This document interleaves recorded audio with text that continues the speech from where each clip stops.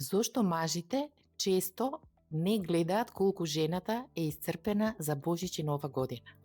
Затоа што жените не поставуваат јасни граници и себе си се ставаат на последно место во име на секој друг да биде сит, среќен, згрижен и така натаму.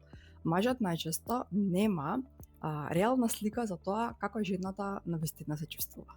Зошто на жените во диаспората им е особено тешко да постават граници кога се враќаат дома за празниците?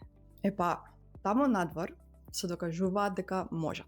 Во Македонија се обидуваат да докажат дека не заборавиле од каде се. Се обидуваат да задоволат два света, а ни таму, ни овде го немаат својот мир. Што може да направи жена на која секој празник и е тригер за стрес, а не радост?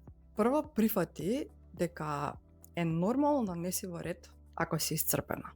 Второ, направи листа од се што правиш и прашај се што од ова што го правам е од љубов и затоа што го сакам, а што поради притисок. Трето, во тој хаос земи барем пола саат за себе. Прошетка, јога, музика, свеќа, било што.